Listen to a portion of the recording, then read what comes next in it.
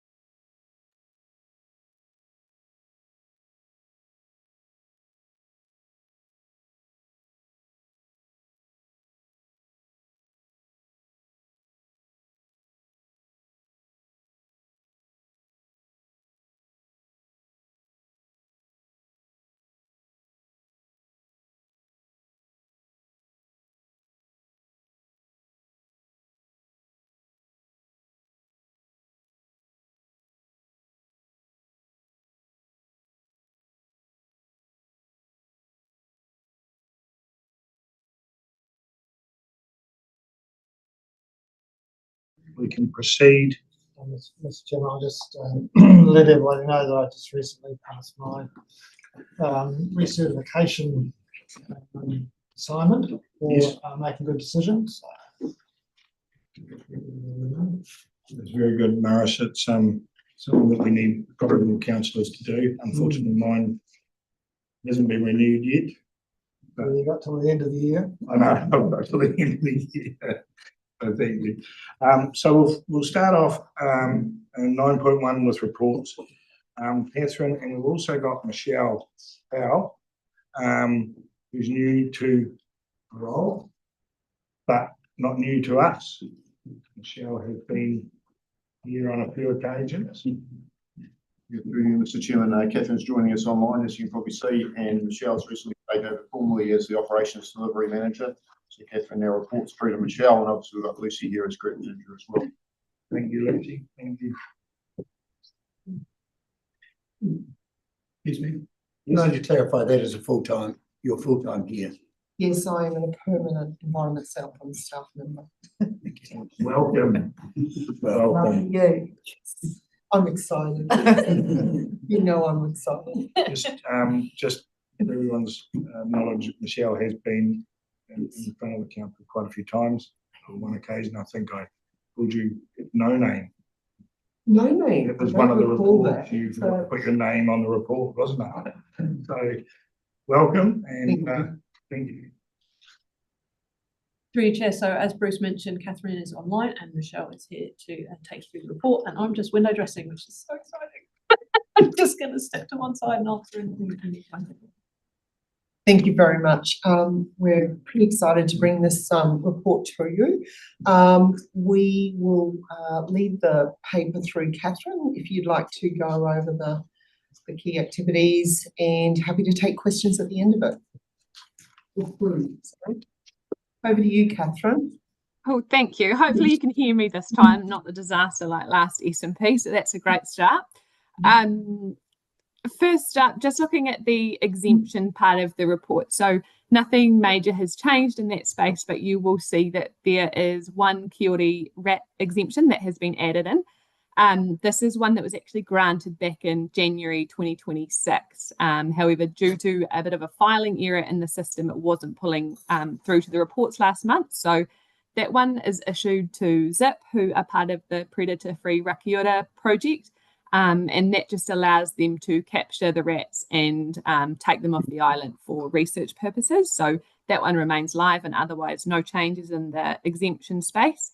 Pest Plants was a slightly quieter quarter, and I believe Jolie is in the room to hopefully take questions if you have any on that program. And I can do a little bit of a deep dive into the marine program as we've sort of reached the end of the field season now, and that allows us to do a bit of trend analysis and I guess reflect on what went well and what didn't go so well for the season. So you'll see in the report that this season, unfortunately, we had a significantly higher number of the Clean Hull Standard breaches for our Fiordland program. Now, this is just vessels that have entered the Fiordland marine area with more fouling and growth on their hull than what is allowed under our Fiordland pathway plan. This has resulted in a lot more warnings this season. So we do that for the boats with kind of the lower level fouling that are considered lower risk. But it has also resulted in several notices of direction this time, which is boats that we consider to be a critical risk to Fiordland. They have significant amounts of fouling, and that has ranged from us issuing directions around cleaning instructions, notices of direction to actually leave the Fiordland marine area, and just requests for further information around their fouling and cleaning methods and things like that. This has posed several challenges to the team this year, and I'll just go over some of the main reasons why that is. These inspections can be really confronting and challenging for staff in the field due to the nature of the people we're dealing with. So you can imagine if you board a charter boat and they've got paying guests on board, or if you're boarding a yacht who are on a once-of-a-lifetime trip into Fiordland, and we find these issues and we sort of have to have those discussions around directing them out of Fiordland, it can be really challenging for staff, particularly my team who are not so experienced in the enforcement space. It has required me to also be on call to be able to support the team if they are coming across these situations and I'm not able to be on the trip.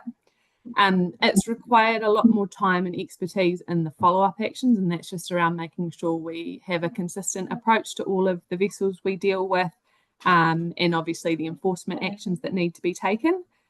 We've had situations where we've required more legal support as well this year, as well as support with sampling and species identification for situations we're not sure what's been going on. Whilst this isn't a bad thing, I guess it's important to highlight catching these high-risk boats is really important, but it has meant that it's putting pressure on us in terms of resources and directs our focus away from some of our business as usual and surveillance work. We've reached a point now where we've spent a lot of time building up the program, and we're at a really good point with being able to run these trips, but as you can imagine, remote diving operations are hugely complex. They require a lot of resourcing and logistics.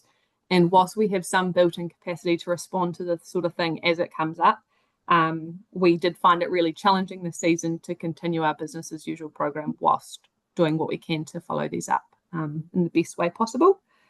I suppose the next question from you all that I'll touch on before we open to questions is just that the reasons that we think this may be happening, or why we've had a few more incidents this summer. We've increased our trips in Fiordland to 3 joint agency patrols per year, as well as 1 dedicated Milford Sound trip. So in the past, we have only done 1 to 2 trips. So we are out there a lot more often now, which means we're just interacting with a lot more vessels. We have refined the timing of these trips so that we're targeting the busy periods, and we continue to do that. So if we go into Fiordland for a week at a particular month and there's not a whole lot happening, we will take that consideration into consideration for the next year's planning. And we've also just had anecdotal reports this season of increased growth right across the country. So whilst there's been no marine heat waves or anything obvious through Fiordland, it may just be that we've had a season where conditions have meant vessel owners have struggled to keep their hulls clean. So yeah, happy to take questions if there's anything specific you'd like more info on. Thank you very much, Catherine. I've got a wee few things written down. It is disappointing that we've rescinded a clean vessel pass from a vessel. Considering I think the time on the clean vessel pass is around 2 years. So when they've passed, they obviously had a very clean hull, and within 2 years they've gotten so bad that we've actually rescinded the CVP off them and given them a notice of direction out of the area, which is a great result in that respect, but it's not a great result that for 2 years they couldn't keep it up, if you know what I mean. Yeah, just to clarify, so the passes last for 1 year. In that 1 situation, yeah, that was part of a notice of direction. So that was a boat that we directed out of Fiordland, and part of that was saying, you've now got your clean vessel pass taken off you, and they had to provide us with a whole lot of evidence before we allowed them to get another one to return to Fiordland. So the clean vessel pass program, do you think it's working, or do you think it's still something that can work in our region? I hear what you're saying, that you've increased your trips into Fiordland and timed it during the busy period. Still have some unfortunate players in boats. It's disappointing. Yeah, I think it is certainly still a valuable program, and what we're going to be doing this season is upping our work in that ambassador area as well. So we're hoping to employ 2 marine ambassadors to be out at those entry points this year, and ideally target further afield as well. So hoping to get information out to the mariners up north and into our neighbouring regions like Canterbury and Otago, just to try and educate people. We obviously in these reports highlight the bad instances. So I guess it's important to note that there are a lot of vessels out there doing the right thing and have their clean vessel passes and are really proud to show us them when we come across them out in the field. So yeah, I think it is still a really important program. And as part of the pathway review, we are looking at, as you'll know, expanding that to right across Southland as well, not just Fiordland. Thank you for that very much. Councillor Ludlow. Thanks, Chair. Catherine, just with reference to your, one of your closing comments about a trend across the country, is that perhaps an indication of the climatic conditions elsewhere, because most of those vessels are coming, or many or some of those vessels are coming from elsewhere, and bringing their dirty hulls with them? Yeah, so one of the boats was a boat that regularly visits Fiordland, so certainly isn't in that camp. And I think 2 or 3 of the more serious cases this year were certainly those out of region boats. So yeah, I think there is obviously a trend with climate change that we're getting warmer waters and we're starting to see pests move outside their normal ranges, so moving further south. So yeah, I think that certainly is a big part of it. But yeah, like I said, unfortunately, we are still dealing with local boats as well who are sort of slipping up. But the relationship with our coastal neighbours increasingly important then. Yeah, absolutely. And we're partnering with Otago Regional Council and Environment Canterbury on our regional pest management plan reviews, and we're encouraging them to start bringing in these pathway rules like we have in the marine biosecurity area. At present, neither of those regions have pests in their plans for marine species, and neither of them have pathway rules. So that's going to be really important for us in the next couple of years, is trying to get them to come up to the same high standard that we've got down in Southland. Right, thank you. Thank you, Catherine. We've got Councillor Gibson with a question. Catherine, it troubles me to hear that this work is taking over, and you're not perhaps attending quite as much as you would like to BAU, your business as usual. Is there a plan somewhere, wherever you are, to change that so that we do get this done? I don't know, casual staff, whatever, because it's a pristine environment that we've got around our coast, not only Fiordland, but even around the south coast of Southland. Is there a plan? Yeah, I'll quickly answer that from my point of view in the program, and then I can pass over to Michelle to talk about the wider resourcing sort of thing. We have upskilled a couple of our dive trip leaders who work on our vessels doing the regular surveillance in Fiordland. So we have issued them warrants so that they can help us on these trips. And that just means less of the pressure is falling to Andrea and myself. We've only got a team of 2 permanent staff in-house at the moment. So absolutely, we're getting that contractor support to take some of that pressure off. Like I said, we're upping our marine ambassador resourcing to 2 rather than 1. And again, it'll be those same 2 people that have their warrants so they can help us out in the compliance area. And Michelle, did you want to just chat to the wider considerations? Absolutely. Thank you, Catherine. Yes, Councillor Gibson, this is high priority for us in this space.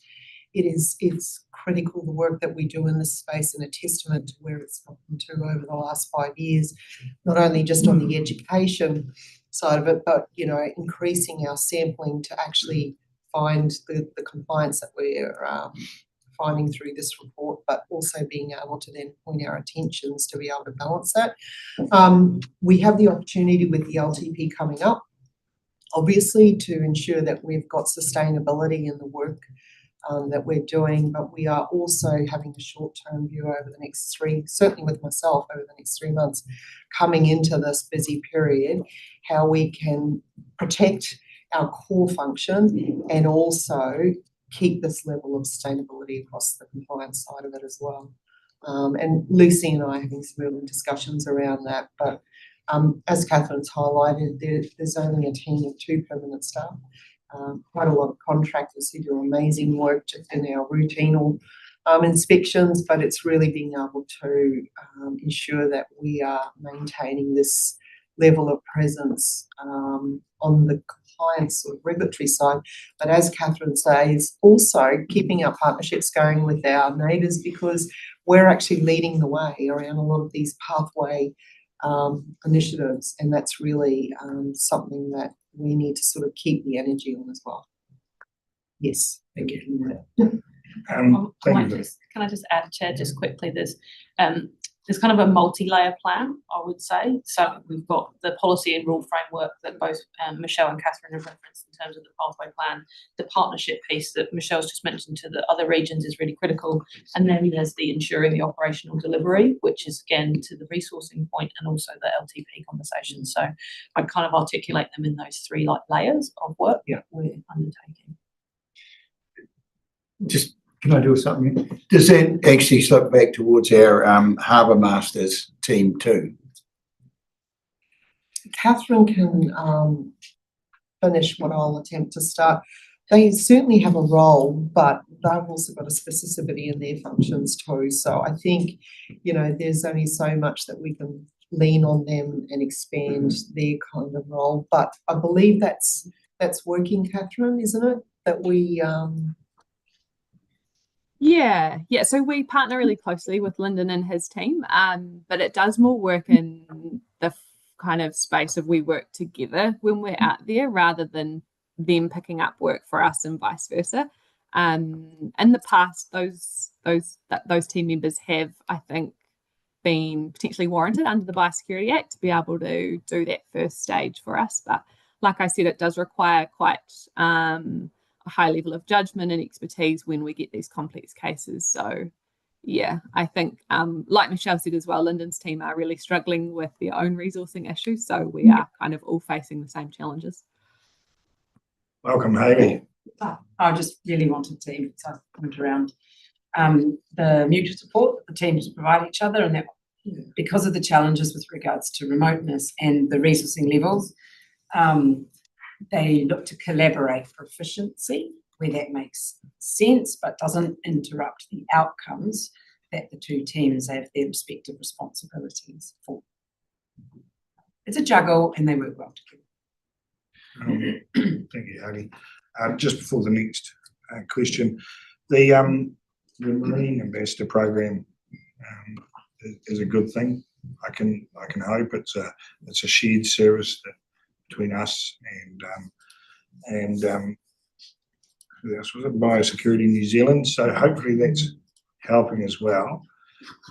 And I understand the question regarding the harbour master. The harbour masters do have their own work. There's a lot of moorings out there and a lot of other issues that they're dealing with every day that I'm sure they need to work with, and I'm sure they collaborate together with teams. We've got another question from Councillor Hodgson.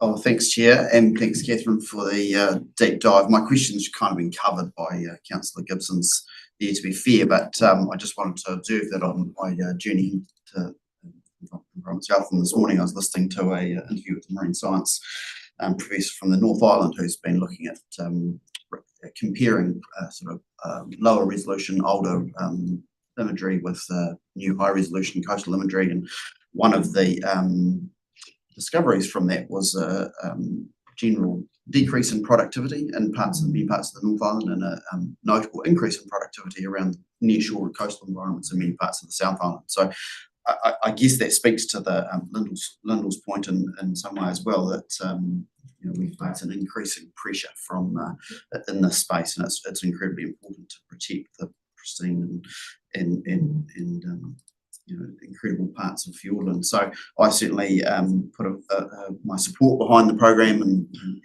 thank you, Chair, for taking the comment. That's good. It's good to highlight the greener grass that we have, basically. Come over here. Bruce, for you, just maybe add slightly to the other staff comments, is just the importance of relationships, and highlighting Councillor Hodgson's comment. We have, 3,000 k's of coastline, about 30,000 square kilometres of coastal marine area. It's a huge task for the teams to try and have an appropriate level of presence, and the engagement and ongoing information we have with the likes of Fiordland Marine Guardians, who are very passionate and very knowledgeable in the area, is really important as well to inform our response and highlight issues, because realistically we can't always have the right person in the right place at the right time, so we need to make sure that we maintain those really valuable relationships. And I know Catherine in particular has done some awesome work in that space for the last few years and has a really strong connection with the Guardians. Okay, thank you. Another question from Councillor Pemberton. Thank you, Chair. I guess a question around planning, obviously with the different changing sea temperatures and stuff, and the fish species changing. Do we have a bit of is there any way of planning or seeing what sort of fishing, I suppose, or other boats coming in could change, and we could see around how that's looking? And obviously then that to international vessels and such like, is that anything that's a consideration maybe around that model? Catherine, you can talk to this in far more detail, but it's a really good question, and we do a lot of work where the team is mapping these sort of activities, but I'll leave into Catherine on it. I've had a very privileged glimpse at what's happening in that space, and it's very good. Yeah, thank you. And we rely heavily on advice from our partners like the Fiordland Marine Guardians. As you know, they are in there a lot, and they often let us know about the changes in the trends that they're seeing. So, for example, this season coming, we had a trip scheduled for November, and we've actually decided to postpone that because we think we're likely to pick up more vessels later in the season due to the trends they've been seeing with smaller vessels chasing certain fish species and that. So at the moment, our planning is a little bit, just based on anecdotal evidence we hear rather than any particular modelling and things like that. There's certainly a really valid point. However, you would recall a couple of years ago when there's been tuna running, for example, off that southwest coast of Fiordland. There's been a major influx in recreational vessels following that. So, it's certainly something to make sure wherever we can, we're connected to the science on, and also connected to the local knowledge on, and that's where lots of Fiordland Marine Guardians, as Catherine said, can be really valuable. Supplementary, yeah. And we discussed that, and I sort of raised the issue, we've got the cameras down at Bluff. Is there an option of us doing something there for the recreational? The recreational side I think is easy. But when you're out there, you quite often see some pretty old, decrepit boats creeping in and creeping out. I've seen it a number of times myself, and I'm thinking more the commercial side of things. Snapper are moving around down the South Island more. Obviously, the West Coast is quite different, but my concern would be more with I think the recreational stuff could be quite easy with technology. It's the commercial side outside of New Zealand's regulations that concerns me. Would you like to? Catherine, I'm not sure if you've got any comments on that. Some of it might fall potentially out of our jurisdiction and the Yeah. Ministry of Fisheries stuff. Yes, this is, They have, you know, I don't know the exact detail on it, but they've got onboard cameras and things like that that they use for some of that monitoring. But I don't know that we would have a specific regulatory role around policing the commercial fishing fleet. I stand to be corrected on that. Yeah, that's right. They obviously do have to follow our rules when they come in. So we would treat the vessels that enter our marine area the exact same way we do everyone else who's local. And we do partner closely with Fisheries New Zealand, who anyone who's got quota, they are obviously registered through biosecurity, MPI or Fisheries. And those guys are able to track those boats as well. So when we're on those joint agency patrols, we can certainly pick them up and target them. But it is sort of a case by case, and we just deal with whoever we come across. Thank you for that, Catherine. We all know what happens in the gold rush, you know, when the fish are running, the waters get turbulent with boats.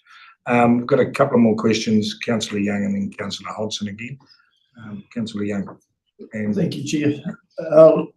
Excuse me. Well, probably largely the question has been answered because it occurred to me a few minutes ago with such a lengthy and complex coastline, whether technology and surveillance would help, but it's probably been covered as much as you can, I think, whether there is any technology further that could be utilised in some of those places. okay, thank you. Councillor Hodson. Oh, thanks, Chair. Just make a connection for everyone through to item 9.4 in the Harbour Master report. So, last paragraph there talks about the installation of AIS systems. So, Catherine, maybe you can speak to the degree to which that can be a useful tool in checking. There may be an idea for the Harbour Master to speak to that as well. Yeah, absolutely. Yeah, I can comment on it from our point of view. We do have access via the Marine Vessel Portal that I've spoken to you about in the past that we introduced last season, which is the national database for monitoring vessels. We have a subscription to AIS via that system. However, the main issue with that is vessels have to have it turned on for us to be able to see them. So there's not a requirement for them to have it on in Fiordland.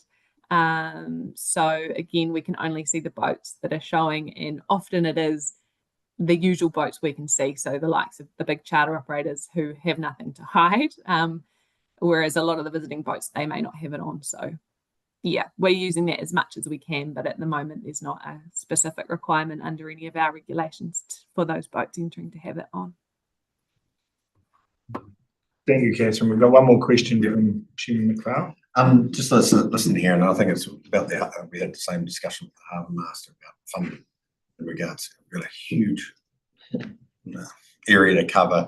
But probably one of the critical things again with the Harbour Master is we've got probably a resource that may get tapped through aquaculture in the future, and to understand what that's going to take and what we need to protect that industry too, like doing things now to make sure good behaviour has been planned to protect the environment so that these industries can prosper and add benefit to the south. And so I look at sometimes that front loading some of the stuff and understanding that, hey, we need to have systems in play. We're probably been lucky to get away with what we do. We've had a few incursions, but if the temperature is changing, there's more boats coming in. We really need to pick up the pace to protect what we have. And I would challenge anybody, like our staff, say, well, what would it cost? You know, but then there's the next discussion. Say, well, here's the cost. We've got $1 billion industry coming in here. You need to front up. This is about protecting you, but we'll work together because we've got law on our side, be able to put in rules and regulations. So, and I'll give you an example, and it only takes one bit of a bad behaviour or an incursion, and we've got bogus as there'll be one in the dairy industry that we don't quite know how it got here, but there was something going on, and $1 billion price tag for the rate of the taxpayer. That cost. So a couple of million here might save huge amounts in the future. I'm definitely in. So we need to think a bit outside the square in regards and be hard on, good. Definitely with H1N1 coming as well, so. So I'm encouraging to see some of that. What are the bigger risks? What it would cost to protect that? That's what I'm asking, just to get that on the table, so at least we know. Then we can challenge industries and everybody into this discussion. Through you, Mr. Chairman, just from the ES part of that, we have a coastal activity management plan being formulated as part of our long-term plan process, and the relevant inputting departments are being asked to identify the resources that they need. So that will come through that activity management plan process. To be fair also though, there's other, every other arm of Environment South that is also doing the same thing, and there'll have to be some sort of balancing act at some stage for yourself to consider. Don't hold back. That's the same. I don't want to know what will be acceptable. Let's get real about this stuff. Because there is potential huge industries that will benefit from this too. And it's a whole collaborative, so they won't be silly about this either. Protecting them, but we know we can make plans into the future about this. That's what I say. Thank you for that. We've got another question from Councillor Ludlow, then Councillor Matheson. Yeah, sorry, not really a question. But following on from Chair McPhail's comments, it's going to be really important through LTP, but also broader conversations that we embed the structure and functions and outcomes in relation to local government reform. We don't want to, for a unitary, for example, should that to be the outcome, to not understand and not have, fairly clear structure to run with, and that includes the actual costs, but also to the fast track point. These industries should be paying for the work that they are in. Inspiring is probably the wrong word, but they're incurring upon us. So yeah, just we need to make sure that those functions and outcomes are well embedded in a solid structure so that they don't get lost. Thank you for that. Councillor Matheson. Yeah, thank you, Chair. I was supposed to sort of bounce back off Bruce's point around science, but I think we need to be very mindful that our environment is changing quite quickly, and understanding Fiordland's being quite a unique environment, it is going to change quite dramatically. And I think our response has got to be measured in understanding what we can achieve and what potentially we can't control. So I think there's a number of different aspects to how we move forward. Thank you for that. And before we sort of close up, thank you, Catherine. The increased trips in Fiordland and the timings during the periods that you're doing it, and working with the industries and the guardians to work out better timings of trips is good.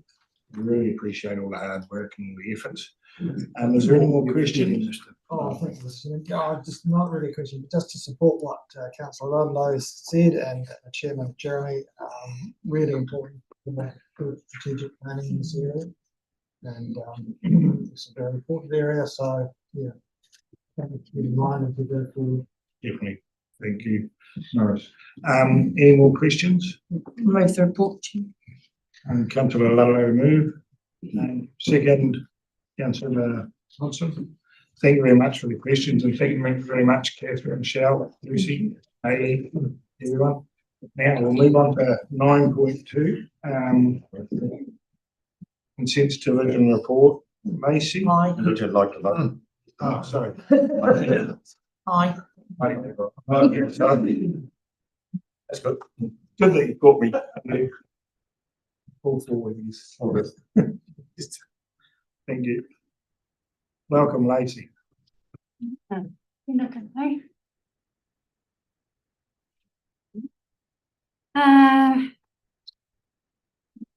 vision report. A couple of updated matters, and then I'm happy to take questions.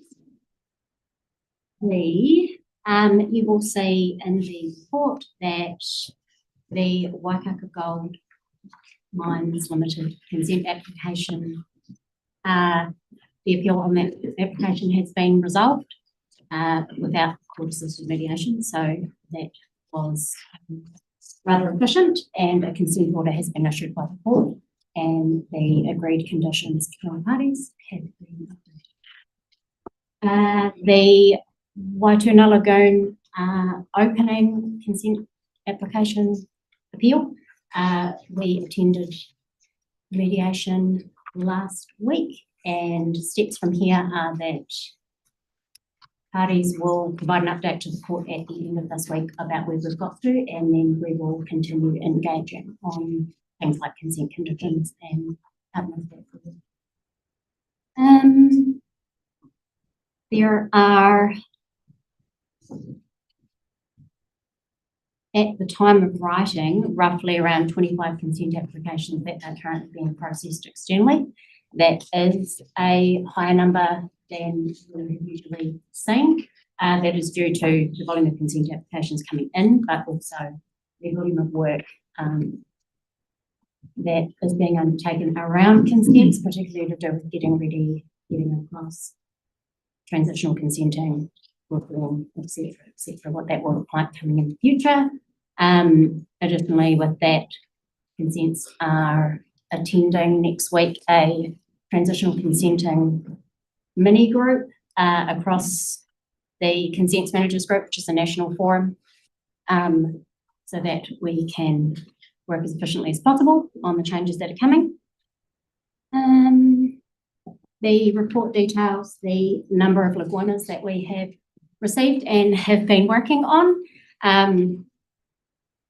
Just as a, not necessarily measure, but just a example of one received recently, there is probably over 1,000 records that have been asked for. So consent has sought clarification on assisting the requester to help refine and get them what they need. Yeah. Other than that, I am happy to take questions. Thank you very much, Lacey. It's a very good report, and I can see that you've got quite a few challenges in the area at the moment, especially around capacity, staff. Lagunas, the big thing.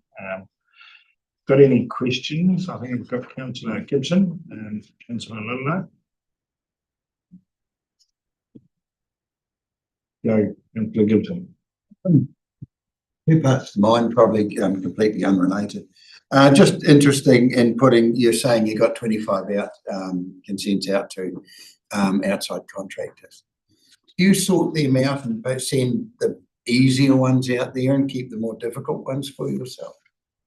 Through you, Chair, that we do have, I wouldn't necessarily say easier, maybe more standard, standard things. I do have a good handle on the capacity and capability and areas of expertise of those particular staff, and there are a couple that are specialist in the areas. So there is some availability outside also for more complex things. So a bit of both. Can you peer review them when they come back? The other one was Amatera over allocation. Can you update us on that one? I can update you on that one. I do not currently have any outstanding water conservation order related applications in progress. They are all complete. Right. Yes. Right. No, yes, at least. 2019. What a battle.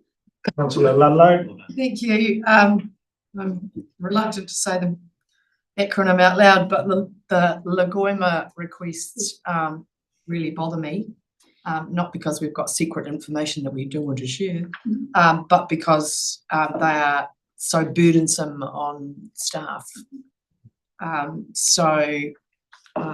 First question would be, have you noticed a change in the nature of the Lagoima requests? And secondly, I think you've alluded to this already, but the system that's required, would there need to be some investment at LTP time for system change or update or whatever?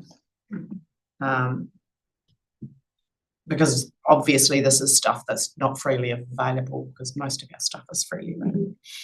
Most things, yes. Through you, Chair. First question, in terms of the nature of Lagoimas, and particularly within our area, I have not noticed a change in those, which is helpful. Which means and assists the next part of that question is when we do see a theme, for example, I will attempt to design reporting to assist efficiency of collating that information. So we do have a number of reports available that are designed in a way to show, as an example, what might be an example? The fourth number of a consent, the consent holder, the location of that consent, the commencement date, the expiry date, as an example. And at the touch of a button report, I can extract that to be able to show what am I dealing with, and help people understand what it is that they need to actually answer the questions that they have. The second part of that is we have a GIS layer available online that often assists people with those requests when I help them use it, send it to them, and they will find often that it does actually answer what they might have been looking for. So it is specifically current resource consents in Southland that is available on our data portal. It's just a matter of getting that out there. Can I just, So I'm just going to add a little bit more to a broader organisational issue that Councillor Ludlow's highlighted, which is certainly something that the managers are really feeling, is the amount of time being collectively spent on Lagoima requests. Like on the one hand, it's good that people are interested in what local government is doing, and we have an important statutory role around transparency and provision of information, most of which, as you said, is disclosable. But the counter argument to that is the not just the number, but more the complexity of the Lagoima requests is increasing, and that's consuming exponentially more staff time than it has been. So that's something that the managers are certainly concerned about. It's been picked up as an organisational priority to look at our Lagoima process. I've seen Lagoimas and produced a few myself over the years from other councils, and our product is a good product. It's pretty comprehensive response that our customers are getting, which is a good thing. Counter argument, it's taking a lot of time, and we have limited ability to cost recover. So the general ratepayer is probably paying a fair amount for that. So we're looking at, you could argue we're potentially producing a bit of a Rolls Royce Lagoima at the moment, and we may be able to move that through to a Toyota type Lagoima, which meets all our statutory requirements, provides the information that people need, but doesn't overdo that. Another technique which we have used reasonably successfully is go back to the Lagoima requester and try and refine their request and find out exactly what they want to know. Sometimes they're a bit of a fishing expedition, and if you find out actually what sort of fish they want to catch, you can narrow the request, reduce the time, still give them the information that they're looking for. So it's a work in progress, but we're very much conscious of the issue that arises. Thank you. Very good answer. Thank you, Bruce. Question from Councillor Pemberton. Yeah, I think Councillor Ludlow's questions covered most of it. I think the question I have, which I'm not too sure if you can respond to anyway, is talking about patterns. Is there a particular growth in individual requests on the Lagoimas? Like is a much broader part of the community is asking, or is it just there is a lot of individual? For you, Through you, Chair, I don't think there is necessarily a pattern. The request, as Bruce mentioned, some of them are quite complex, that they're not necessarily just can they have this thing that you have. It is very long and involve multiple divisions or departments that might have been working on a particular, it could be a consent, it could be anything around the building. So that in terms of the broader organisational piece, because I can only speak for that consents part of it, in consents it's pretty standard. I mean, consents is pretty prescribed and what information it may have or hold throughout a process. So maybe I have it slightly easier than other parts of the building, I'm not sure. There is just, it does take quite a bit when it is a sort of across a topic of consents to pull that information. Thank you, Lacey. I've got Councillor Matheson and Chairman McPhail. I didn't, but I. Oh, you didn't? No, but I You lean on your hand, but. I suppose, I was still sitting there trying to think how I frame it. So we're seeing an escalation around awareness. That's correct. And do you think partly, and I'm not sure if you can answer this, Lacey, or not, but is this partly related to the processes that we're seeing in place now that are limiting communities' ability to engage in consenting processes? Through you, Chair, I think it's a good question, actually. I do think that some of the other processes, I'm not sure if you might be referring to more like the fast track type situations where a lot of that information is available really quickly online. I think a lot of it actually is that there is so much information sometimes, and that people are, unless you're going to look for it and actually get it off the web pages and be able to decipher the very long, sometimes technical reports and things, that's where it gets pretty confusing for everyone about what's what. In terms of the participation in consent processes, I think with our information, as sort of Bruce alluded to and Councillor Ludlow, all our information is disclosable. So we are, we pull it and disclose it anyway. It is probably more around you might ask for a record, and that's I can provide that. Here is the record, but you might be asking more detailed questions about how that record came to be, even though within consents it's in the record. So without having to try and re-explain a thing that people that you might provide, that it would be good if we can just read that for what it is. Is that in the format that people actually understand and want, Supplementary, so there's a percentage of requests looking for specifics rather than actually taking the time themselves to actually look for the specifics. Often that is the case, and to the point around what platforms we might have, we are undergoing a organisational wide website refresh. We're looking at the information, what can we provide up front, so that we not necessarily to deter any employment requests, but what can we actually put on there that people want to see. Yeah. Good question for someone that didn't have a question. Jim McPhail. I was just going to suggest maybe Holden Ford. I'm not really a Toyota supporter, so now come on. So maybe Hyundai. So that's all I was going. Happy to move. Steady and reliant. I said, yeah. Councillor Rodway. Oh, yes, I just Please wanted to bring ask, some sanity back. not sure if this will, I wanted to ask about decision-making process. Probably this has been explained before. The decision-making process, when to advertise a consent application and when to do it in-house. And I see most of the applications are done in-house. There's about 5% that are publicly notified.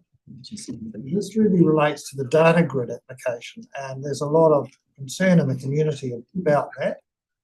And I just wonder when a large project like that, even though what they're proposing to do is on paper, within all of our rules and everything, when there is a large project like that coming up, whether there's ability for the council to advertise that, even though it might, in paper, as I say, comply with all of our rules and everything. Is there an opportunity to do that when there's a possibility that making it publicly notified would provide more information to the community so that people would have a better understanding of what's going on and to be fewer myths and that flying around? Through you, Chair, without referring probably and reinterpreting a previous decision, the Resource Management Act, as you'll be aware, in terms of publicly notifying an application on the basis of effects, requires the effects to be determined as more than minor, so up in that scale.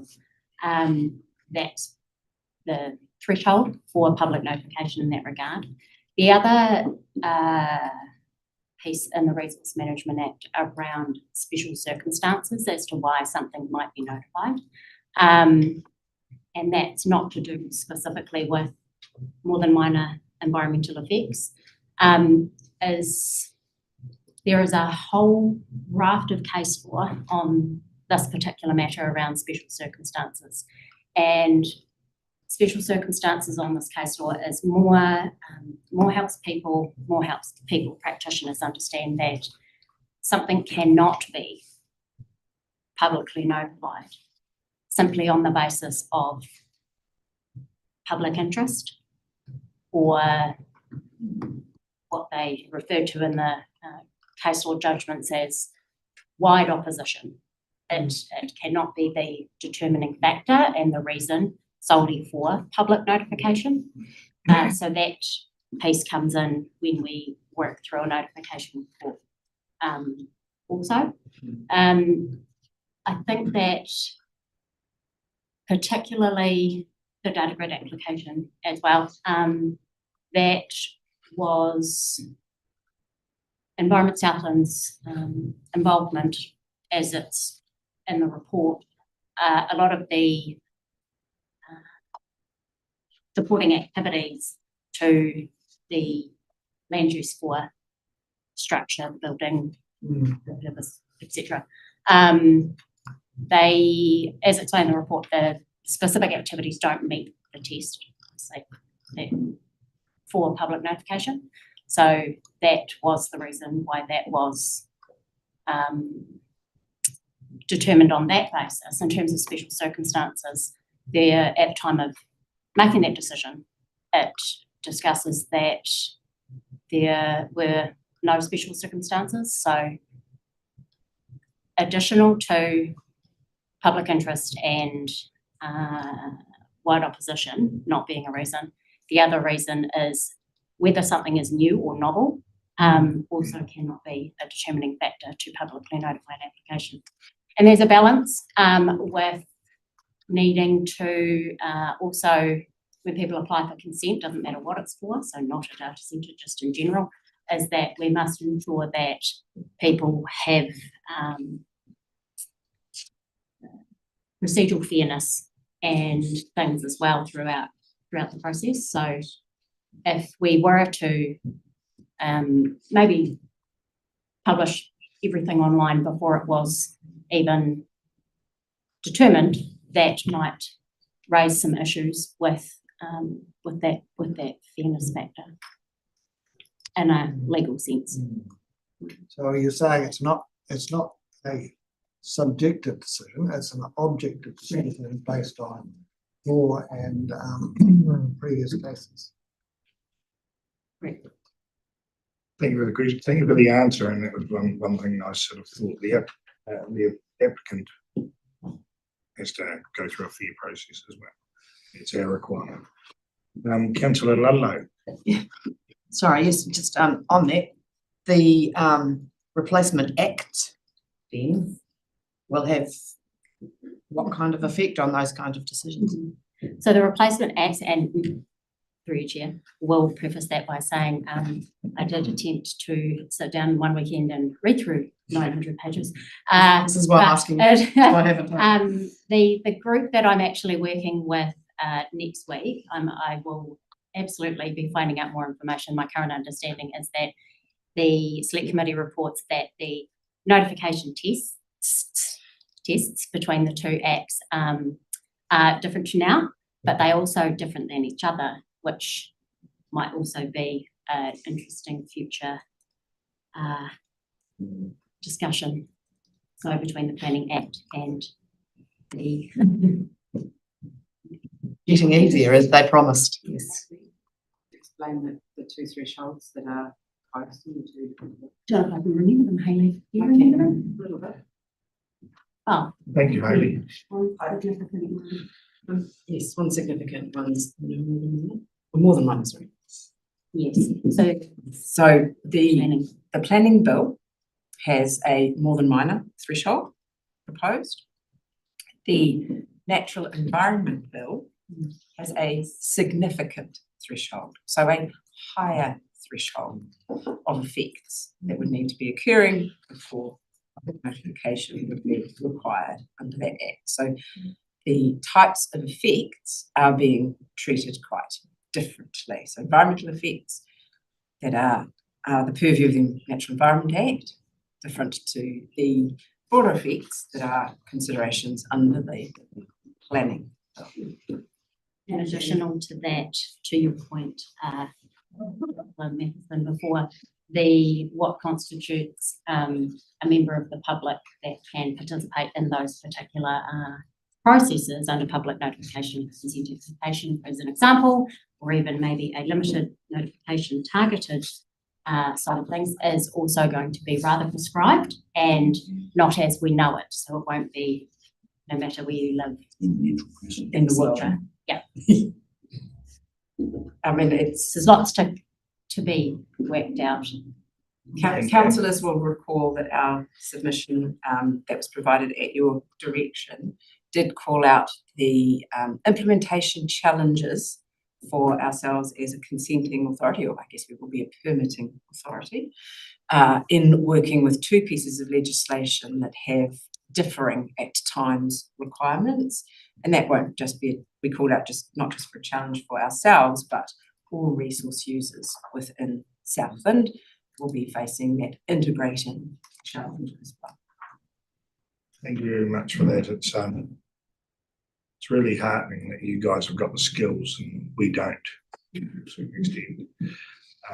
Just before we close, just like to go over the workforce and the challenges around capacity. I know we've struck this a few times, and I noticed in the last 3 weeks a news story about one of our TAs dealing with the same thing. It was probably a lot worse than you're dealing with.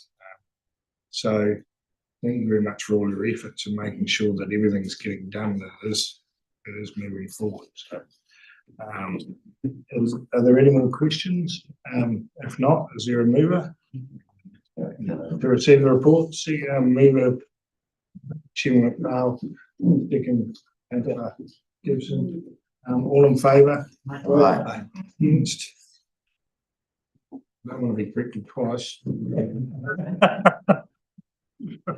move on to item 9.3. Welcome, Donna. As always, sure your report seems to get a lot of questions. So welcome. Thank you. Thank you. So through you, Chair, I'll take the report as read. I've got a couple of updates since drafting the report before opening for questions. So I've mentioned winter grazing in the report since the writing of this. We've done the second flight. That second flight identified 10 sites. 8 ended up being no further action once site visits occurred. And in total, we now have 24 incidents logged with 23 outcomes issued to the landowners and farmers.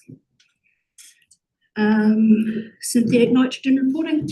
As of Monday this week, we've now received 853 of the submissions, so on target for where we've been in previous years for submission. We're currently working through, it's a large number of assessments, so it will take some time to get through them, but we are going back to each landowner and letting them know about their compliance level as we go.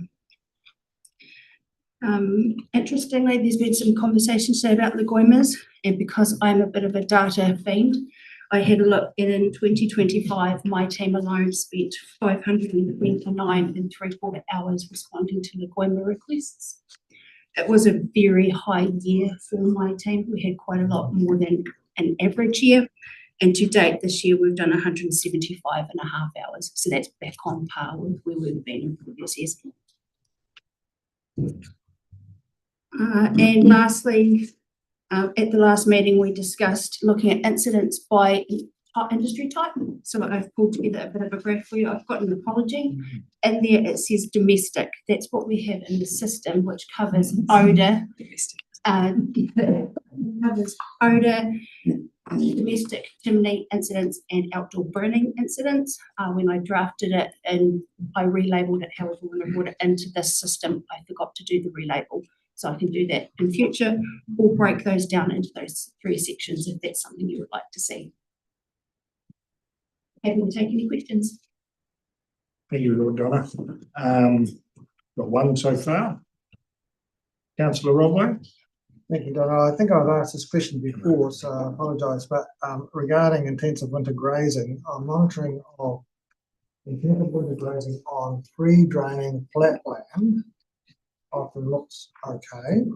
Well, we know that's a big cause of elevated nitrate in groundwater in those particular situations. Are we thinking about the monitoring of that at this stage? Are we looking at how intensive winter grazing can be modified to reduce the losses of nitrate to groundwater in those circumstances? So through you, Chair, we are starting that thinking, and this year during our flights, we are prioritising areas which are nitrate hotspots, so we can get a little bit more data to start to build that thinking for future monitoring events. Okay, thank you. Thank you. Councillor Gibson. Through you, Chair. Donna, there's 2 things. I read about farm plans, and we've had a communication telling us that there will be farm plans that are certified through significant polluters, I guess it was, and then it sort of gets graded down. How's all that going to be defined? Because if our constituents ask us what's going on, we've got to give them an answer. Can you help us? Through you, Chair, I'd love to be able to, but the farm plan team's probably best to be able to help you with some of that. And they are working on a paper, I understand, to come through to the next ICM committee to be able to answer some of those questions for you. And some of the ones that I've received, which is more in their work program space. Secondly, HIPPO. Yes. What is it? Is it HIPPO in the one? Through you, Chair, this was one of my favourite learnings since coming to council. A HIPPO is when the synthetic liner comes up and looks like the back of a hippo sitting above the effluent level. So it gets air under it or something? Yeah. Okay. It's one of those fun things you learn. Oh, you have great visions. I didn't think we had too many of them in Not that I'm aware of, just the occasional one pop up in it.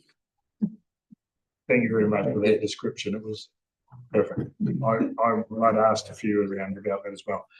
Councillor Pemberton and Councillor Young. Thanks, Chair. Just, yes, going back to Councillor Rodway's question around nitrogen hotspots.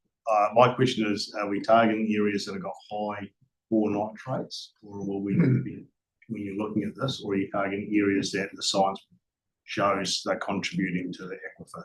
Because they are 2 different things. Through each year, so we'll be looking at both options as opportunities for us to work through, and that's part of the reason we've picked up the additional piece of work as a trial for bore inspections. It's a piece of work that we've never done before, is to actually go out and to make sure that these wells are properly kept and looked after as part of that wider project, to see how big the issue is and in which areas there are issues, so we can focus the resources which as we know is limited.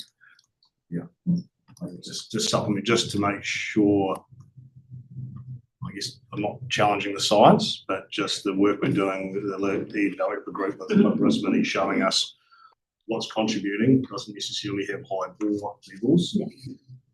But where the areas are hot for that Rex River might not significantly be contributing, but are receiving aquifer. So I just know through the consenting process, you get a red flag, but you're the receiver of the community's waters. I'm just trying to make sure that we are looking at the right places. Very usual, we're quite cognizant of that because it's intended to go out and monitoring events. So we're quite aware, talking to the farmers, that that particular farm may be the receiver. They're doing absolutely perfect, but upstream it isn't the case. So they receive that. So that's thinking we are taking it to that person. Yes, it's a very, very, very complex. Yeah. Thank you. As expected, there's a wee list coming out. Questions? Councillor Young, Councillor Nunn, and Councillor Hodgson. Thank you, Chair.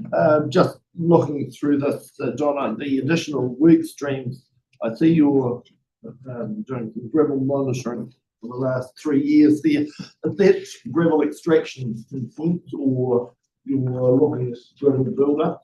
Could you just enlighten us, please, on that? So yes, 3 years ago, we did take over the consent monitoring from the Catherine operations team as part of streamlining work programs. So That's consent monitoring, it's nothing else. right, thank you. Thank you. Councillor Ludlow.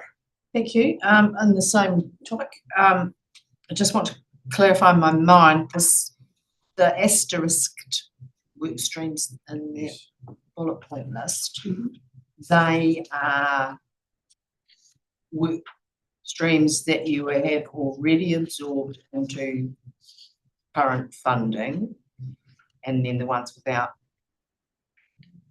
need to be done and are magically happening somehow, right?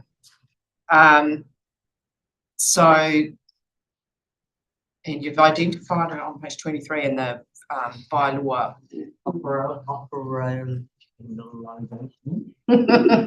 don't know why I'm having trouble with that this morning. There's a risk there because you haven't got people. So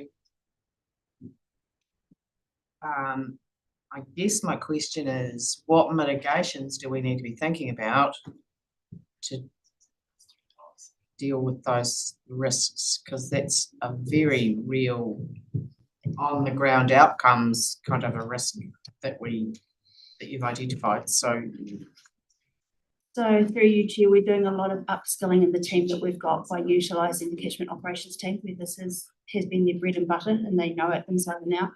We're also the company next coming Monday, we have our annual warranted officer training day, where a large portion of that is training by our solicitors on bylaws and bylaw implementation and the difference between Local Government Act and Resource Management Act. So we're doing all of that upskilling to make sure that everyone on the team can do as much as they possibly can with the resourcing that we've got.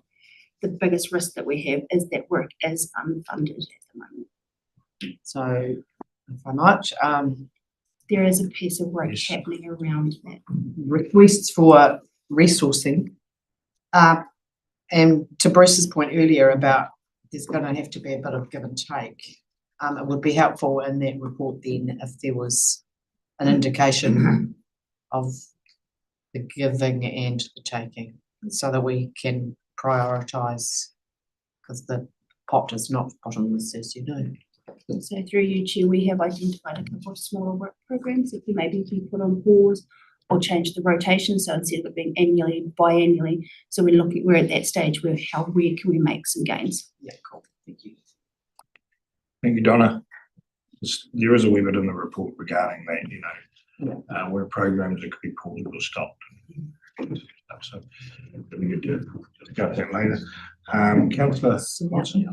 Oh, thanks, Chair, and thanks, Diane, for the comprehensive report. We'll just take a moment to thank you and the team for the efforts to optimise and be as efficient with your visitation. It's work to be commended, particularly given the resourcing challenges that you face. So certainly got my support behind considering resourcing for the group more fully. I've got two questions. One, I guess, just picking up on the comment in there around wellhead protection and identifying sort of unknown bores, so to speak. Wondered if you could comment on how widespread of an issue it would be. And then second question around the prioritisation of those flights to specific areas, and if you could comment on the implications for making comparisons between years around what we're saying if there's not a consistent overview. Through you, Chair. So on the bore inspections, it's very early days, but everyone to date that we've worked with has been willing to work with us when it comes to getting those mitigations put in place. We have found some wells that have been capped. We just weren't aware that have been capped. So now we're able to update our database at the same time, which is good. I would say to date, there's probably only 2 or 3 that have caused grave concerns for the standard of the well, and whether or not there's leaching into groundwater. But they're, again, working with us to get that fixed. So we're looking at a 3-month trial to see what we pull out of that, and then we can report back. But so far, it's looking slightly better than we were hoping for, which is a good place to be in. Regarding the flights, we are still flying the same areas as we fly in other years in similar patterns, but we are diverting off into nitrate hotspot areas if that wasn't on our flight path. So it will be comparable year by year, but we can identify where those extra bits are being picked up and where there may be issues or opportunities for improvement in winter grazing practices. Thank you, Donna. Councillor Romway. Well, I think he's, Roger more or less asked my question. Certainly the bore inspections, that's really good. I did note though that the end of the first paragraph under that section, the wellhead protection is to reduce infiltration of contaminants into groundwater without specifying what those contaminants were. Could you elaborate a bit on that? In general, just general contaminants, but predominantly at the moment we're looking around dairy properties. So it would be effluent into the groundwater. So that would be effluent, bacteria and stuff like that, yeah, organic matter, okay. Rather than nitrates per se, or that would be included, I suppose. That would be included. Thank you. Councillor Young. Thank you, Chair. Look, John, I was just interested here to find out just what this grading system is, particularly around the intensive winter grazing consent. Could you just quickly explain that to me, please? Of the grade 1, 2, 5 and 10? Yes. So grade 1 is fully compliant. Grade 2 is a technical or low risk non-compliance. So that could be something like paperwork not being submitted. It's not on the scale of the consent itself. It's more of the compliance. Yeah, so it's a nationally recognised grading scale. Thank you very much. That's all I needed to know. Thank you, Councillor Young. Councillor McPhail. Just a quick question just around, you might know where I'm coming from this. Obviously, I just had someone indicated at a community board meeting around permitted activities, clearing gravel extraction around bridges, that they'd been stopped by compliance doing it. So it was a bit of a broad sort of question. Looking at the ES saying, hey, it's permitted, but other councils did. No, they stopped us doing it. Has there been, I just want to clarify, maybe come back to us, or if you can't answer it, is if there was any incidents like that in the last 6 months, or, well, we indicated to the councils, all of the owners of these structures, I think it might have been last year, March last year, was it? Not this year, that they permitted activity to clear around. So it might be good just to see what's actually being done, what happened, any compliance issues, just to clear there's a wee bit of talk about some things. I would say rumours. I did get indication this morning that this may come up, but the time frame was slightly different. So I've checked in the last 2 to 3 weeks, and there's been nothing. But I can go back and have a look. Just have a look, it would be good just to bring it back to us, see. Yeah. We're not stopping people from doing I the am- permitted activity. I am aware that we've had people come to us and ask for clarification and to check that what they're doing is correct, but I'm not aware of at this stage stopping anyone, No, but I will no, no, clarify. Great. Thank you, Donna. Just before Councillor Wilson, I'm reading through the report. It's really good detail, but there's some scary stuff in there as well. So, you know, there's definition of unpermitted material in a coastal marine area. A few cases of that happening, which is terrible in this day and age. You know that we've got also there's 10 vessels are inspected that they're undertaking commercial charters or suspected of undertaking them without consent. You know, this is sort of behaviour that industry will hopefully help us with over marine areas. Also, the highlight or increase of negative comments on social media, which is dangerous to anyone, especially the team. We all see it. People worry it as it's just a terrible facet of life at the moment. So it's good to see the comments are getting turned off on some of those things. So I would like to thank you for an extremely detailed report. It's got a lot of stuff, and I know there's been a few questions about nitrate, but the areas that you are dealing with, it's incredibly good to see. And we've got one last question, Councillor Matheson. Well, hopefully one last. Thank you, Chair. Well, so there is a question, but so first off, I'm not sure who's responsible for it, Donna, but the nitrogen reporting reminders on the website. Yeah, I would have missed the date otherwise. So brilliant. You're welcome, Councillor.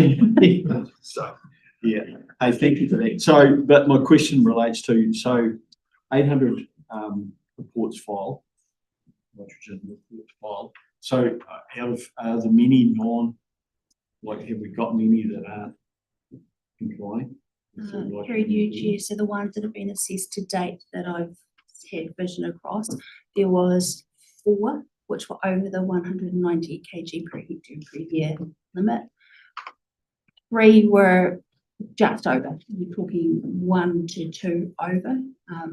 And so we're working with those farmers, and 1 was an erroneous data where it was in excess of 200. So well over. So we're going back and getting them to resubmit their data.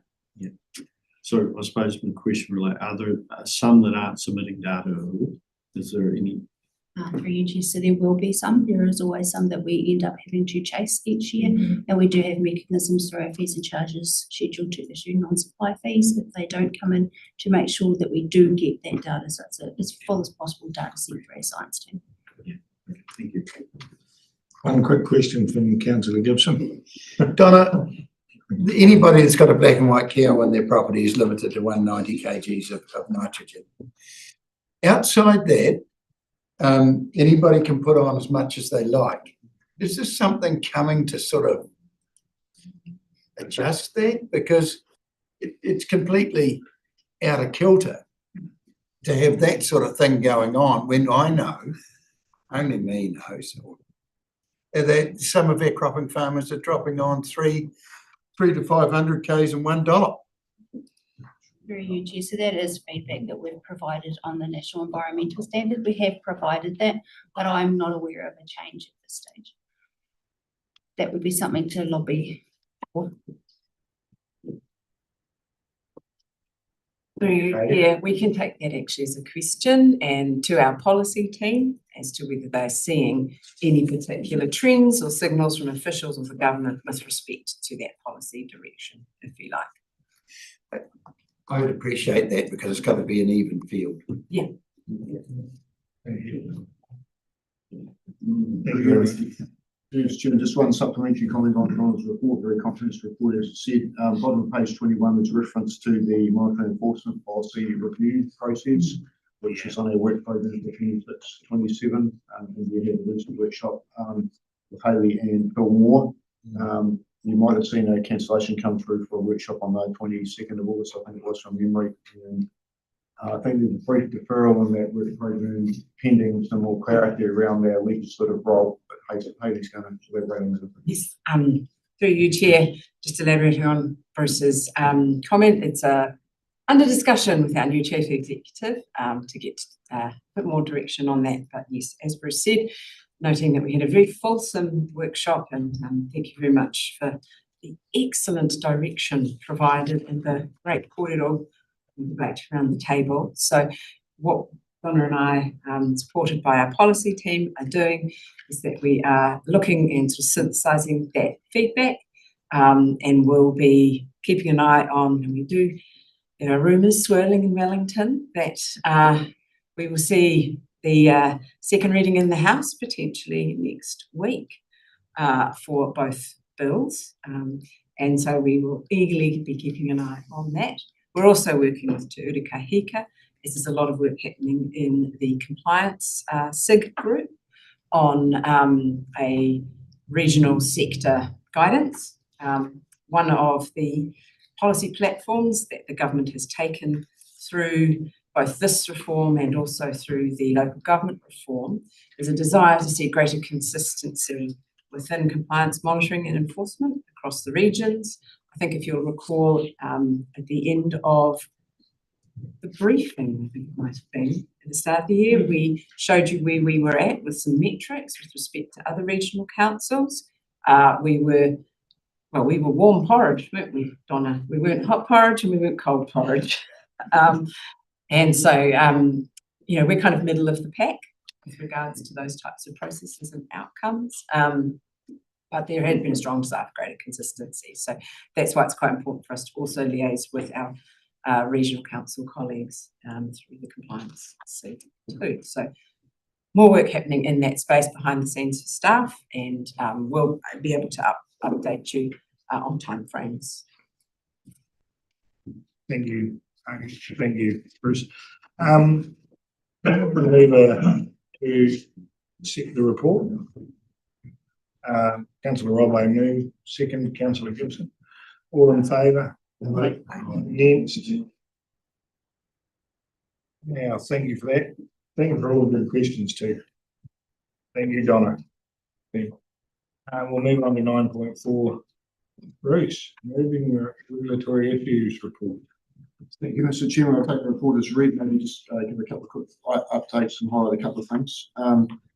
Firstly, just fast track content on page 26, just a small update on numbers. The approved projects is now 27. There was a large scale State Highway 1 project north of Christchurch, the Belfast Pegasus State Highway 1 project approved last week through the fast track panel, and ongoing increase in fast track activity. There's now 58 projects moving through the process, 29 substandard applications and 29 on through applications. So just a general indicator of strong uptake around fast track for major projects. And moving over to page 28, more specific to Southland, two elements to highlight. Firstly is Contact Energy's Southland Wind Farm project, which has all the required approvals that it needs through the fast track process. We're having some further engagement with Contact on the next step of that process. They're coming in tomorrow to meet with the team here.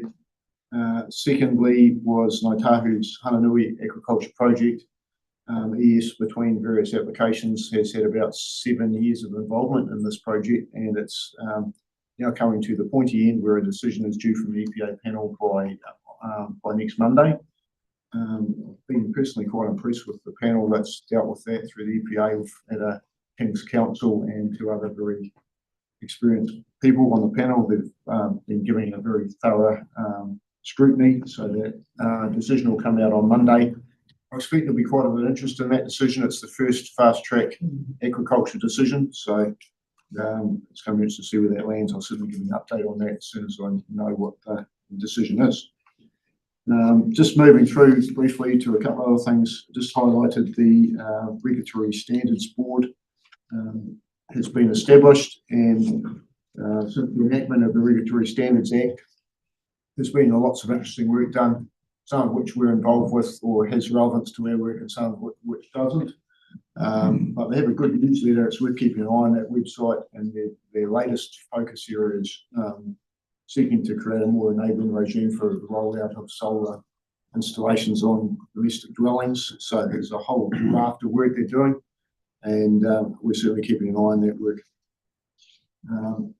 Also moving over to page 30, just some critical minerals announcements, which are quite interesting. Critical minerals are quite topical and being on the geopolitical stage at the moment. We're certainly keeping an eye on that work. And obviously, the Minister of Regional Development and Resources has been quite public on some aspirations for the sector in the New Zealand economy. We have seen some minor levels of activity around minerals and mining in Southland. There's a Kaka Gold application that Lacey mentioned. It's interesting to see the level of mining activity in Otago. So if you look just across our border into the Otago region, you've got, I guess you call it the modern day equivalent of the old 1860s gold rush in Otago. There's lots and lots of activity happening there at the moment. So very interesting space, minerals and mining at the moment. We have still keeping on the fuel situation at the moment. We've got an in-house team, which I'm part of, and I've also been part of a national team through the Ministry of Regulation. Obviously, things settled a bit for fuel prices for a while, and then they've gone back the other way now. Certainly an area where our team have done a lot of work on what we can dial up and dial down, and particular has been excellent in that. Finally, just highlight the Harbour Master function. Obviously, you're not here today. But we're keeping a close eye on the impacts for the cruise ship industry.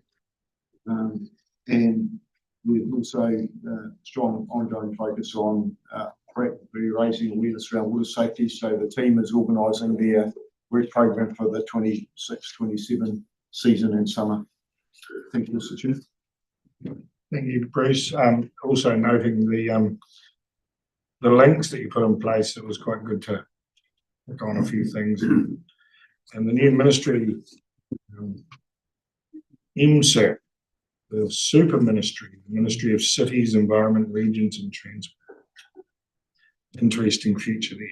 So any questions? Chairman McFarlane? Yeah, I was just going to Morrison's okay. Sorry. Just a quite interesting discussion. I was more of a statement around fast track. Obviously, the way some you're good, Mark. Yeah, you're here. You know, and you have the Queenstown district, the issues they're dealing with. That I know Hayley, I had a week discussion around how the councils that are dealing with the huge subdivisions going in there, and lack of infrastructure. And I know I had heard one where I might have the numbers wrong, but it was like they had 800 sections. Put it in fast track for 1,100 sections, you know, because they know they're going to be able to probably get it, you know. That indication is pretty interesting. But there was a comment, and it was around. I was at a meeting, an amalgamation discussion around with Federated Farmers. They put on publicly in Invercargill, and it was a comment by Rob, Mayor Scott, I should say. And I agreed with them. It was, you know, they've got these fast track proposals, and as a council, we're going, well, what are you going to do about it? You know, we don't want wind farms on our hills and that. But then in the same breath again, I don't look at our own businesses. We're not, you know, it's their own things there. I want to be, say, you know, from a consenting point of view, we don't need consents down here, or we shouldn't be looking here, but we're not very keen on the fast track, and they're making us want to get involved there. We're sort of buggered if we do and buggered if we don't in regards to this. Yeah, it's just a real interesting place to be in. Probably from a council perspective, we're limited to have that discussion with some of these major projects. So it was just a general comment around how the communities some are benefiting from it, and others they want to have their say in some of this stuff, and they're not able to. So it's just interesting at the moment. Thank you. Certainly, just to respond briefly to that, obviously some of the limited participation elements of fast track are certainly controversial and landing quite hard for some communities where people want to have their say and don't always have the ability to do that they might have had under a normal RMA process. There's a lot of uptake in fast track, as I said and mentioned in the report there. And there's some elements of it that are probably working quite well, and there's some elements that government's looking at quite closely. And Hayley was and Lacey were at a session in Queenstown yesterday where there was some dialogue happening around that. And one of the tension points has been some disconnect at times between where a development wants to go and where the council's spatial planning or thinking thinks it should go, and the limited ability that councils have to influence that. And there's a interesting appeal at the moment. Auckland Council's appealed the Sunfield fast track decision, which is a decision down southeast Auckland in the Arnold area. It's a big residential and multi-purpose development where Auckland Council has expressed strong opposition about not being able to service it and being in a floodplain. It's still approved, so they've appealed that and taken that decision to the High Court. So that'll be an interesting tester. Probably won't be heard this year, might be heard early next year, but certainly there's some tensions between where fast track applications want to go and council's ability to manage infrastructural rollout and service those developments. Hayley's going to looks like Hayley's moving. Yeah, I was just going to say for what Bruce was saying. So the session that we had yesterday with the Environmental Protection Authority and the MCERT staff members was really them trying to get feedback from consenting authorities and the practitioners. Bruce provided us with some written ones. Unfortunately, he couldn't be there. They scheduled it very early in the morning, and we asked about 8 times for a Teams link, so we didn't have to travel. But they didn't give us one. But the types of feedback that we provided from the Southern perspective were the things that Bruce has actually shared. We also did provide compliments, so positive feedback, because the EPA staff are exceptional, and there's not a lot of them, and they're running a really tight process well, in our opinion. But the other feedback we had is that we're really going to need to knuckle down to make sure that we've got you involved in our process. That's at your direction, and you remember we're coming up to positions and then with draft substantive feedback, and that doesn't happen everywhere across the country. So the feedback we provided is that perhaps direction from the EPA to applicants about more information earlier in the process, which allows us to involve you earlier in a meaningful way, or even if we are sharing information for you to start to cogitate on. So that was a key piece of feedback that we gave to both organisations. And we also said that we wanted to ensure that we remained influential, particularly given to the panels with respect to consent conditions, because of our role in monitoring and enforcement of these approvals under that legislation, and our desire to receive practical, enforceable, cost-efficient, cost-effective consent conditions. And we noted that the 3 that we have in train are located in various far-flung parts of our region, and so that can create additional resource challenges. It was really interesting to hear from both the Otago Regional Council and obviously Queenstown Lakes. They're in overwhelm, and they were sort of talking about some of the approvals. They may need to hire an entire FTE just to monitor those, for a particular development and resource use. And of course, we're limited as to what they can cost recover for, so that's falling on ratepayers. So there was a lot of discussion about the burden on ratepayers that's being caused by this piece of legislation. Thank you, Hayley. I've got a couple more questions. Councillor Gibson and then Councillor Ludlow. Yeah, this is probably just a probing one, and I was just listening to it on the national program coming down this morning, looking at the cost of upheavals in relation to fuel and things like that. I just wondered, and if we look at the fuel situation and implications for ES, what is the goal of having those people? What is the expected outcome? Because we have to do our business as usual. Through you, Mr. Chairman, the thinking that we've done there is really just, we do need to do our BAU, but there's certain things we can downscale, upscale more than others. So one thing we've done is focus on our critical response functions, like things like our harbour master function, which is a really important statutory function, but also has a strong safety element to it, so threat to life type thing. And some of what Donna's team does in the incident response, for example, is it like it's a not negotiable, we're going to keep doing that, come hell or high water. Some of the less essential things, some of our science monitoring, not all of it, can be dialed back a little bit in frequency. So some of their field staff can monitor, can modify some of their monitoring. We've got to be careful on that though, because we also have critical data sets that if you don't do monitoring at certain frequencies, you compromise the integrity of that data. So we've done quite a bit of thinking around it. We haven't had any major process changes as yet, and we haven't had, which I thought we might get, we haven't had any real requests from industry or from any of our customers for leniency or change around their consent conditions. So it's more of a contingency planning at this stage, but who knows how much longer the current international situation is going to go on. So it'd be crazy to be asleep at the wheel on this. We're just trying to make sure we keep the thinking going, keeping the dialogue going, so that if things get worse, we are prepared to step certain elements back, but we're certainly not going to step back everything. Certain things have just got to go on.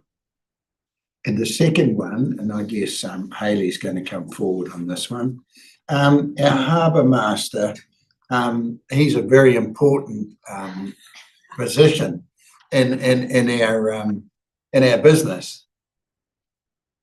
He needs a few more staff and boats. No boats. Yeah, I keep hammering it, but I think I see it, fitting in with what we were talking this morning about Fiordland and everything to just make it work. Yes, through you, Chair. We have acknowledged at the workshops that, in response to your questioning, that we don't think the resourcing is quite right for that particular function to ensure coverage, because we're the third largest region, and a complex picture with respect to that function. And so, as Bruce indicated, that's a core component of the work we're doing on the long-term plan, to put up a proposition to your good selves to increase the resource on that. Not sure we need new boats, but if you ask Lyndon, the answer will always be yeah. So asking, I don't know, it's not asking a turkey for Christmas, it's the opposite, isn't it? Can I have a quick supplementary on that, sir? Yes, quick. Can we wait for the long-term plan? Do we need more in this summer coming? Because all it takes is one incursion, and it costs a hell of a lot to get it out.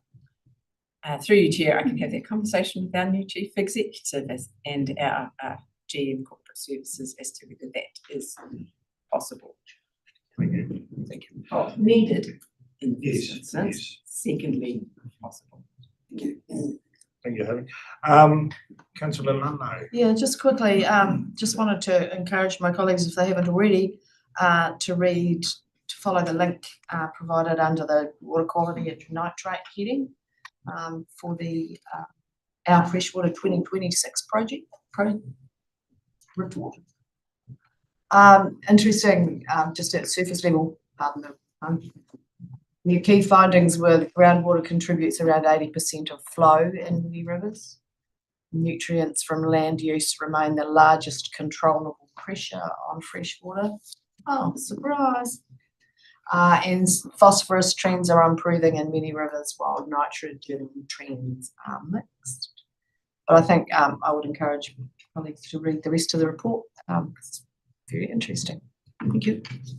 Thank you, Lyndall. Any more questions? Yes. Just to clarify, when we're talking about fuel, and I have discussed when we were up in Wellington, we did have fuel express. come in from the government in regards to fuel supply, how it all works, to our regional sector group. And it was quite interesting, just a couple of facts. As the fuel price gets higher, some countries stop buying fuel. But we're a country that will always buy fuel because of it's export driven. We export overseas, and that's based on using diesel, our agricultural export. So we will always probably pay the price, whatever it is, to get fuel. Their economy revolves around that. But it was the interesting thing that there are some countries don't, and they will actually stop buying fuel, which naturally all of a sudden supply and demand, when it gets too high, people drop off, and then it brings the price back down. So it was an interesting theory that you think everybody's just bidding for all the oil. Well, there are some probably third world countries and things that can't afford to buy at a certain level. We tend to always pay it. And also the other thing is certain trade deals, and one with Singapore, and that we have a very special, a unique one within the world. It's the first of its kind that we always got each other's back in regards to that. Around they provide fuel and obviously food goes the other way in bits and pieces. So so it was actually from listening to them and explaining this, that I know the supply is never going to be a problem, and they're always trying to work out where else can we get the fuel. South Korea, North Korea, South Korea, I could say. Different. So there's some really interesting dynamics about it. May go up and down the price, but if it gets too high, it actually the demand in the world that settles the price down. But anyway, sorry. Adding that to the discussion. Thank Through you. you, Chair, I have an answer to Chair McPhail's question around whether we'd had any compliance monitoring activity with respect to gravel removal under bridges or other infrastructure over the last 6 months. The answer is no, we are not aware of any. Thank you. I will pass that. A question from Councillor Really Riley. a comment about the fuel situation. All we need to do is electrify it, get more EVs. More wind farms. But they eat more electricity on cold days. More solar panels on roofs. I do like the utopian world that we look forward to. We're gonna have Maris. to say. I know. Is there any more questions, or is there anyone that would like to move? Have we moved? Councillor McPhail, second. Councillor Young. All in favour? And against? Thank you for the robust questions. We're going to move on to 9.5. Macy, new appointment of commissioner. And Hayley. You're not running to come up this time. No. We have a Lacey. Thank you.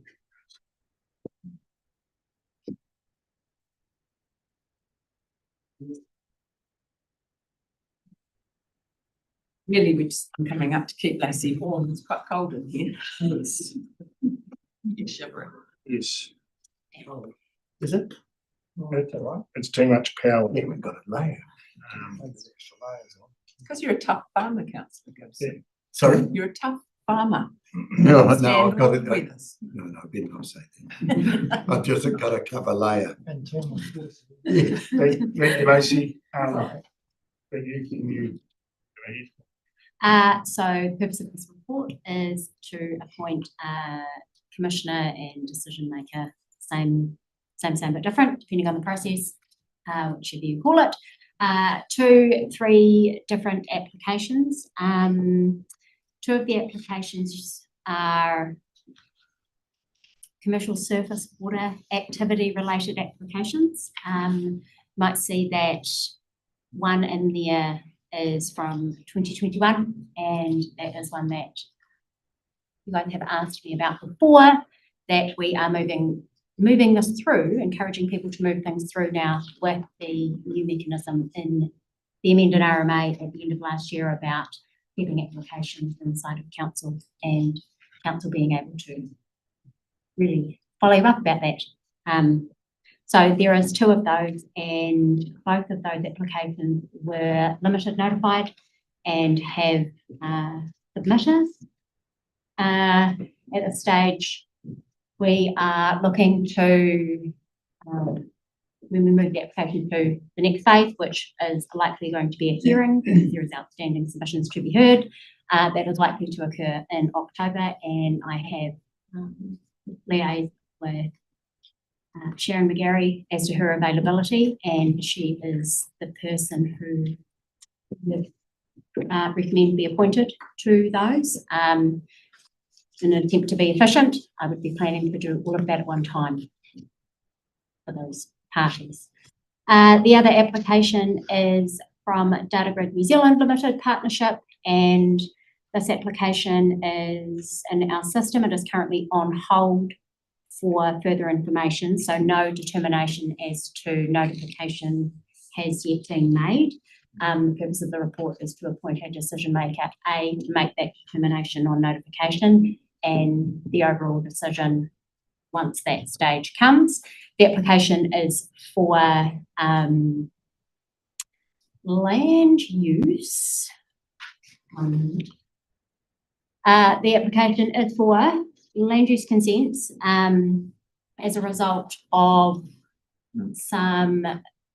it describes some changes around how stormwater is managed. So in the prior consideration, stormwater was going to be collected and run through the cooling system, and they have let us know that they do not require to run that stormwater through the system, and that stormwater needs to go somewhere. So the land use consent is to carry out earthworks in and around a adjacent wetland to increase the capacity of an existing drain by widening that drain to allow stormwater to flow out instead of capturing it. Yes, and that recommendation is for Commissioner Leah Snyder, who you might recall was appointed to the decision for Data Grid through this committee last time. I don't know when that was. Thank you, Lacey. Got one question, 2 questions. Councillor Ludlow. Thank you. Just checking that you're comfortable that a single commissioner for each of those is sufficient, assuming that is the case. And I've worked just to reinforce Sharon McGarry's appointment. I've worked with Sharon on a number of consent hearings, some of which have been quite complex. She's very professional, very well informed, and whether it's relevant or not, Sharon and I were on the surface water activities modification as well, so she's familiar with the area, so I would be happy to do that. Thank you. Thank you, Councillor Rodway. No, that's right, thank you. Okay. Any further questions on I'll move those, Chair. recommendation? Move all recommendation? Yep. Councillor Ludlow, second. Who's the seconder? Councillor Pemberton. All in favour? Aye. Against? Thank you very much. Doing to the end. Yes. Update on councillors' requests and actions. Through Mr. Chairman, this is just a brief report updating from the 13th of May meeting. There was some discussion on councillors' role. Councillor Pemberton in particular had a question around councillors' roles under the Fast Track Approvals Act. I've included some information on that in the report I presented earlier today. If it would be useful or helpful, happy to do a refresher of the report that I did in March, which is maybe even a little bit dated now because of the extent of progress in Fast Track since then. But if it's useful, happy to run some refresher training on that at some future meeting, the next meeting or separately. So welcome any feedback on that. Mr. Chair. That's very good. Any questions on that? Councillor Ludlow? Only if you've got time. That's it. Otherwise, did you record the muffin talk? Yeah, it's still in the system. I can recirculate that. Just- yeah. And I can do that. Happy to do a update as well. Whatever you If prefer. there's any questions from the muffin talk, that might be sufficient. I'm sure you've got things to do. Answer your questions, councillor Kimberley. Further information? Yeah, that'd be fine. And look, I think the reality is we haven't done spatial planning 5 years ago, so the horse is bolted. That's Yeah. Just to comment on that also is that, as Hayley has highlighted earlier, one feature of this council, and not everyone's doing it, but personally I think it's positive, is that elected representatives are having an opportunity to input into these processes. They're big projects, they can impact on communities. The community doesn't always have the same ability to have its say. So as representatives of the community, personally, I think it's a positive that you have that opportunity, and that whereas some other councils just for logistics and expediency and making things work and meeting the timeframes, they're dealing with it purely at staff level. So certainly at staff level, we're happy to continue that process as it stands at the moment. Thank you very much. question on Question? sorry. I guess that becomes a question that as council's representations, are we looking at these fast tracks for the role of Environment Southland, or are we looking at them from the lens of the community? So that's Mr. Chairman, I'd say there's nothing specific in legislation that said what lens you need to use. You probably say both, I would think. That's just my take. Thank you. Someone like to move? Sure. Take the report. Councillor Ludlow, second. Councillor Gibson, all in favour? Aye. Aye. All against? Thank you. Now we move on to Ian, extraordinary business. There's nothing at all. No public excluded business. So closing of the meeting. Thank you very much for all attending and all the good questions, and extremely I'm extremely thankful to all of the hard work that the staff put into the report. There's a lot of information there, and I'm sure every councillor here would thank them for the clarity. Thank you. Thank you. Can we do that? Very good. yeah.